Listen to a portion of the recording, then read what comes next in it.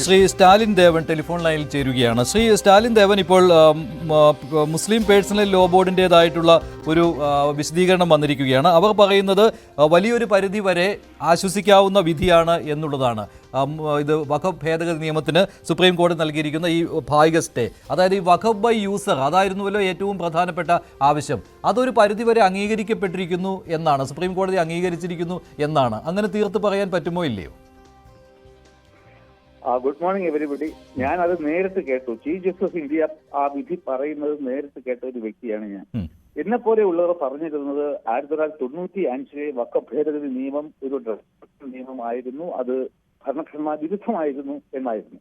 എന്നാൽ ഈ വഖഫ് അനുകൂലികളായ ആൾക്കാർ ഈ വഖഫ് ഭേദഗതി നിയമം വന്നതിന്റെ പിറ്റേ ദിവസം തന്നെ പോയിട്ട് സുപ്രീം കോടതിയിൽ 70ഓളം റിട്ട് പെറ്റീഷൻസ് ഫയൽ ചെയ്തു. എന്നിട്ട് പറഞ്ഞു ഇത് അടിമുടി ഭരണഘടനാ വിരുദ്ധമാണ്, അതുകൊണ്ട് ഇതിനെ സ്റ്റേ ചെയ്യണം എന്നായിരുന്നു.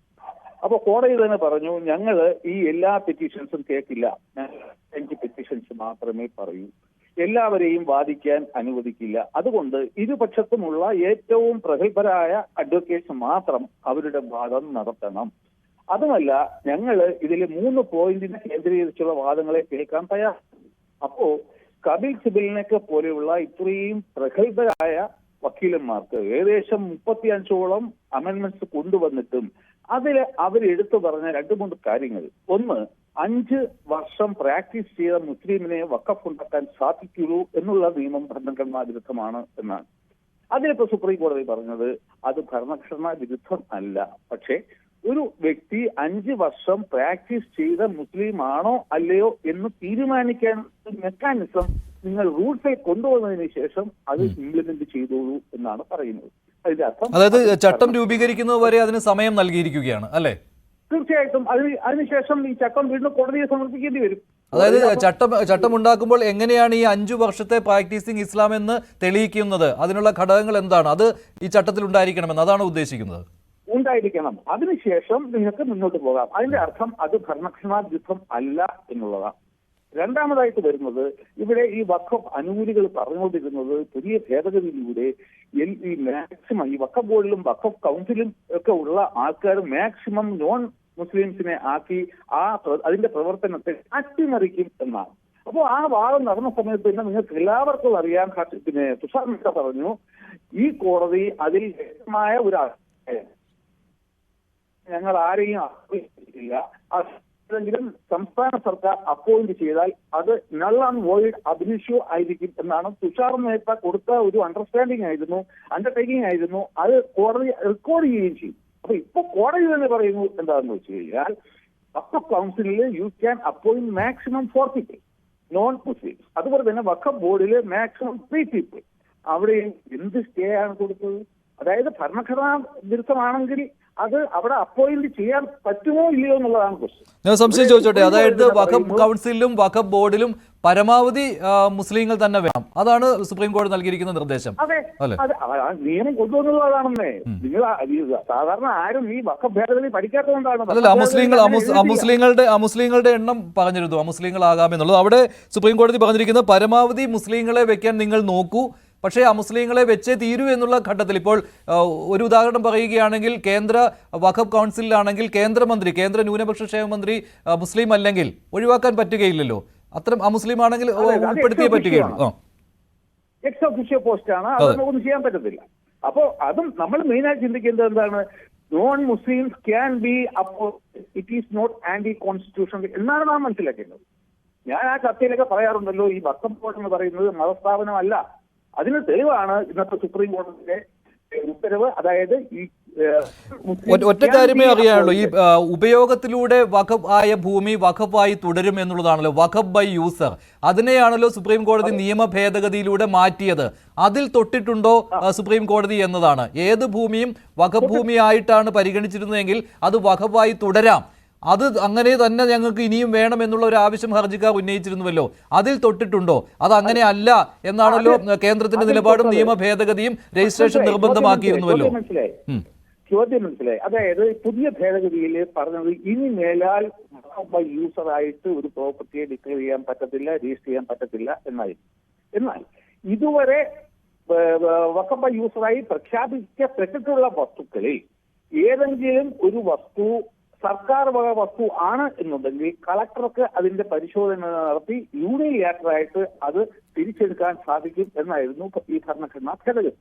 അതായത് കഴിഞ്ഞ വഖഫ് ആക്ടിലെ സെക്ഷൻ 40 പോലെ സർക്കാർ അന്ന് വഖഫ് ബോർഡ് ഏതെങ്കിലും വസ്തു വഖഫാണെന്ന് തോന്നിയാൽ അവർ തന്നെ അങ്ങ് തീരുമാനിക്കുന്നു, അവർ തന്നെ വേണ്ട നിർദ്ദേശങ്ങൾ റവന്യൂ വകുപ്പിന് കൊടുക്കുകയായിരുന്നു. അത് ഭരണഘടനാ വിരുദ്ധമാണെന്നാണ് എന്നെ പോലെയുള്ള ആൾക്കാർ പറഞ്ഞുകൊണ്ടിരുന്നത്. അതേപോലെ ഒരു സമീപനമാണ് ഈ വഖഫ് ഭേദഗതി നിയമത്തിൽ കേന്ദ്ര സർക്കാർ കൊണ്ടുവന്നത്. അവർ തന്നെ കാര്യങ്ങളിൽ തീരുമാനിക്കുന്നു. അത് തെറ്റാണ്. അങ്ങനെ നിങ്ങൾക്ക് സംശയമുള്ള പക്ഷം നിങ്ങൾ ഒരു ട്രൈബ്യൂണലിൽ അതിനുള്ള ഒറിജിനൽ ആപ്ലിക്കേഷൻ കൊടുക്കുക. Let the Waqf tribunal decide. അതിനുശേഷം നിങ്ങൾക്ക് വീണ്ടും പ്രശ്നം ഉണ്ടെങ്കിൽ you go to the high court on appeal. അപ്പോൾ ഹൈക്കോടതി ആയിരിക്കും അതിൽ അവസാന തീരുമാനം എടുക്കുന്നത്. അതിന്റെ അടിസ്ഥാനത്തിലാണ് ബന്ധപ്പെട്ട. പക്ഷേ അതിനിടയ്ക്ക് ഒരു തന്ത്രം കേന്ദ്ര സർക്കാർ നടപ്പാക്കിയിരുന്നു, അതിൽ നിയമ ഭേദഗതി എന്ന രീതിയിൽ. അതാണ് സുപ്രീം കോടതി ഇപ്പോൾ സ്റ്റേ ചെയ്തിരിക്കുന്നത്, ശ്രീ സ്റ്റാലിൻ ദേവൻ. അതിനിടയിൽ ഒരു ഭൂമി ഈ വഖഫ് ബൈ യൂസറായിട്ട് ഉപയോഗിച്ചു വന്നിരുന്നത്, അത് ചിലപ്പോൾ മൊന്യൂമെന്റ്സ് വരെ, ചരിത്ര സ്മാരകങ്ങൾ വരെ അതിൽ ഉൾപ്പെടാം. അങ്ങനെ തർക്കം ഉണ്ടാവുകയാണെങ്കിൽ ആ തർക്കം കളക്ടർ അന്വേഷിക്കാമെന്നുള്ള, അങ്ങനെ ഒരു സമിതി അന്വേഷിക്കാമെന്നുള്ള വ്യവസ്ഥ ഉൾപ്പെടുത്തിയിരുന്നുവല്ലോ. അതിനെ വിമർശിച്ചുകൊണ്ടല്ലേ സുപ്രീം കോടതി? അല്ല, അത് സ്റ്റേ ചെയ്തിരിക്കുമല്ലേ? അത് സ്റ്റേ ചെയ്തിരിക്കുമല്ലേ ഇപ്പോൾ?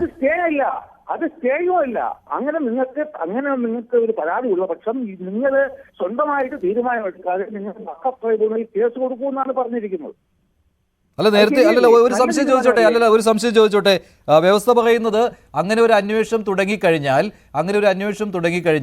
ആ അന്വേഷണ ഉദ്യോഗസ്ഥൻ അത് അന്വേഷിച്ച് റിപ്പോർട്ട് സബ്മിറ്റ് ചെയ്യുന്നത് വരെ ആ ഭൂമി വഖഫ് ഭൂമി അല്ലാതായി മാറും. ആ നോട്ടിഫിക്കേഷൻ, അന്വേഷണം തുടങ്ങുന്ന സമയത്ത് മുതൽ അത് വഖഫ് ഭൂമി അല്ലാതായി മാറുമെന്നായിരുന്നു. അതായിരുന്നുവല്ലോ കേന്ദ്രത്തിന്റെ തന്ത്രം. അത് സുപ്രീം കോടതി ഇപ്പോൾ റദ്ദ് ചെയ്തിട്ടുണ്ടോ ഇല്ലയോ എന്നുള്ളതാണ്. അത് റദ്ദായി പോയല്ലോ. ഇപ്പൊ പറയുന്നത് നിങ്ങൾക്ക് അങ്ങനെ പരാതിയുള്ള പക്ഷം you go to the tribunal എന്നാണ് പറഞ്ഞിരിക്കുന്നത്. അപ്പൊ അത് പോയി. ഇനി സർക്കാരിന് യൂണിലാറ്ററായിട്ട് അങ്ങനെ ഒരു വസ്തു വഖഫാണെന്ന് തീരുമാനിച്ച്, വഖഫ് അല്ല എന്ന് തീരുമാനിച്ച് ബന്ധപ്പെട്ട രേഖയിൽ മാറ്റം വരുത്താൻ സാധിക്കില്ല. ഇൻസ്റ്റെഡ് അവർ പോകേണ്ടത് വഖഫ് ട്രൈബ്യൂണലാണ്. അത് മനസ്സിലായി. അപ്പോൾ അതൊരു വിജയമായിട്ട് ഹർജിക്കാർ പറയുകയാണ്. അതായത് ഈ കളക്ടർ എന്നുള്ള ഒരു ഘടകമൊന്നും അവിടെ ഉണ്ടാവുകയില്ല. തീർച്ചയായിട്ടും വിജയമാണ്. അതായത് സെക്ഷൻ 40 പോലെ തന്നെ ഒരു ഡ്രാക്കോണിങ് ആയിട്ടുള്ള ക്ലോസ് ആയിരുന്നു അത്. ഇവിടെ ഇന്ത്യ മഹാരാജ്യത്തിൽ നിയമമുണ്ട്. അതുകൊണ്ട് വഖഫ് ബോർഡിനോ കേന്ദ്ര ഗവൺമെന്റിനോ യൂണിലാറ്ററായിട്ട് ഒരു വസ്തു വഖഫാണെന്നോ വഖഫല്ല എന്നോ തീരുമാനിക്കാനുള്ള അധികാരമില്ല എന്നത് തന്നെയാണ്. അല്ല, അവിടെ അത് മാത്രമല്ല, ഈ നിയമ ഭേദഗതിയിലും അങ്ങനെ കടന്നു വന്നിരുന്നു എന്നേ. നിയമ ഭേദഗതിയിൽ കടന്നു വന്നത് ഇങ്ങനെ ഒരു അന്വേഷണം നടക്കുന്ന സമയത്ത് ആ ഭൂമി വഖഫ് അല്ലാതെ മാറുമെന്നാണ്. അപ്പോൾ ഹർജിക്കാരുടെ ആശങ്ക ഇതായിരുന്നു, അന്വേഷണം തീരുന്ന ഘട്ടത്തിൽ അത് വഖഫ് ഭൂമി അല്ല എന്നാണ് സബ്മിറ്റ് ചെയ്യുന്നതെങ്കിൽ പിന്നെ അതിന് വഖഫ് സ്റ്റാറ്റസ് തിരികെ കിട്ടുകയില്ലല്ലോ. അത് പിടിക്കുന്നതിന് വേണ്ടി ചരിത്ര സ്മാരകങ്ങളെ പോലും അങ്ങനെ അല്ലാതാക്കി മാറ്റുന്നതിനുള്ള ഒരു തന്ത്രപരമായ നീക്കമാണ് കേന്ദ്ര സർക്കാർ നടത്തിയതെന്നാണ്. അപ്പോൾ ആ സംശയം സുപ്രീം കോടതിക്ക് ഉണ്ടെന്നല്ലേ? നിങ്ങൾ പറയുന്നത് തെറ്റാണ്. 1904 ഏൻഷ്യൻ മോണുമെന്റ്സ് പ്രൊട്ടക്ഷൻ ആ നിയമം പ്രകാരം അങ്ങനെയുള്ള വസ്തുക്കളെ ഈ വഖഫ് ബോർഡിന് വഖഫായി എടുക്കാൻ സാധിക്കില്ല എന്ന് സുപ്രീം കോടതി നേരത്തെ ജഡ്ജ്മെന്റ് പറഞ്ഞിട്ടുണ്ട്. അല്ല, ഞാനിത്രേ ചോദിച്ചുള്ളൂ, അങ്ങനെ ഒരു സ്റ്റേ കിട്ടിയിട്ടുണ്ടോ ഇല്ലയോ? ഇപ്പോൾ ഈ നിലവിൽ ഒരു അന്വേഷണം തുടങ്ങിക്കഴിഞ്ഞാൽ ആ വഖഫ് ഭൂമി അല്ലാതായി മാറും. ആ വ്യവസ്ഥ പറ്റില്ല എന്ന് സുപ്രീം കോടതി പറഞ്ഞിട്ടുണ്ടോ ഇല്ലയോ? അത് പോയി. അതാണ് ഞാൻ നേരത്തെ പറഞ്ഞത്. സുപ്രീം കോടതി അത് നേരത്തെ കളഞ്ഞു. അത് പറ്റത്തില്ല. നിങ്ങൾക്ക് പരാതിയുള്ള പക്ഷം you follow the course of legal course of action, you go to the tribunal എന്നാണ് പറഞ്ഞിരിക്കുന്നത്.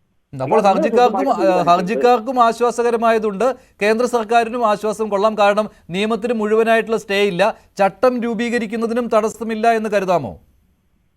ബാക്കിയുള്ള ഈ പറഞ്ഞ കാര്യങ്ങളല്ലാതെ ബാക്കിയുള്ള എല്ലാ including Munambam, that I would like to highlight. അതായത് മുനമ്പത്തെ പ്രശ്നം എത്രയും വേഗം പരിഹരിക്കപ്പെടാൻ പോവുകയാണ്. കാരണം 2A സംബന്ധിച്ചൊരു സ്റ്റേ ഇല്ല. അതുകൊണ്ട് തന്നെ ഈ റൂൾസ് വന്നു കഴിഞ്ഞാൽ നമ്മൾ അതിന്റെ നിയമപരമായ നടപടികൾ ചെയ്യുകയും മിക്കവാറും അടുത്ത അസംബ്ലി ഇലക്ഷന് മുമ്പായിട്ട് മുനമ്പം വിഷയം പരിഹരിക്കപ്പെടുകയും ചെയ്യും. ശരി, നന്ദി ശ്രീ സ്റ്റാലിൻ ദേവൻ ഇത്രയും കാര്യങ്ങൾ പറഞ്ഞതിന്. എന്തായാലും ഹർജിക്കാർ ഉന്നയിച്ചിരുന്ന ചില വ്യവസ്ഥകൾക്ക് സ്റ്റേ വന്നിരിക്കുകയാണ് സുപ്രീം കോടതിയിൽ നിന്ന്. പക്ഷേ വഖഫ് ഭേദഗതി നിയമം മുഴുവനായിട്ട് സ്റ്റേ ചെയ്തിട്ടില്ല. അതിലേറ്റവും പ്രധാനപ്പെട്ടത് അന്വേഷണം നടക്കുന്ന ഘട്ടത്തിൽ ഒരു വഖഫ് ഭൂമി അല്ലാതായി മാറും എന്നുള്ള വ്യവസ്ഥയായിരുന്നു. അത് പക്ഷേ സുപ്രീം കോടതി സ്റ്റേ ചെയ്തിരിക്കുന്നു. പിന്നെ വഖഫ് കൗൺസിലും വഖഫ് ബോർഡിലും അമുസ്ലിങ്ങളായ ആളുകളുടെ അംഗത്വം, അതിലും ഒരു പരിധി നിശ്ചയിച്ചിരിക്കുകയാണ് സുപ്രീം കോടതി. പിന്നെ 5 വർഷം ഇസ്ലാം മതവിശ്വാസിയായിരുന്ന ആൾക്കേ വഖഫ് ആയി ഭൂമി ദാനം ചെയ്യാൻ കഴിയുകയുള്ളൂ എന്നുള്ള കാര്യം, അതിൽ ചട്ടരൂപീകരണ സമയത്ത് ഒരു വ്യക്തത വരുത്തുവാനും സുപ്രീം കോടതി നിർദ്ദേശം നൽകിയിരിക്കുകയാണ്.